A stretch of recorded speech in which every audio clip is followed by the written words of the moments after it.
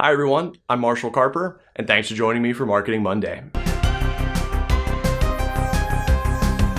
Today I want to talk about soft metrics. Now, usually soft metrics are a place a lot of marketers hide in the fuzziness of data and the fuzziness of we can't really say if this worked or not. Look how many impressions that we got.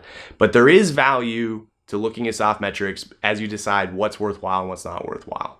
So for example, with LinkedIn videos with a client of ours, we saw a steady increase in the volume of LinkedIn views we were getting. We saw some engagement, we saw some clicks, but there was a little bit of question of whether or not it was truly worthwhile. But when this same client started going to conferences back to back to back to back, they got a ton of feedback from people at the conferences that they had been watching the video, that they had been loving the content, and that they'd been really enjoying looking forward to the next one. Now, if we were just looking at the digital data, that's something we never would have seen, and it was something we might have written off. We might have decided the videos were not worthwhile.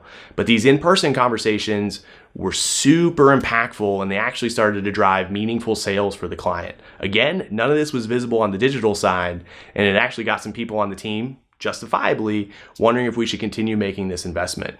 So as these sorts of insights are coming in from the field, from these word of mouth conversations or from places that you can't measure digitally, make sure you're collecting them somewhere, make sure you're making note of them because they matter and they should be part of the overall data assessment. So if they might be harder to get, they might be a little softer than like a view count or a click-through rate, but they're still important.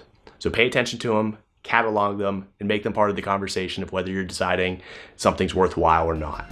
Hope that helps. I'll see you next week.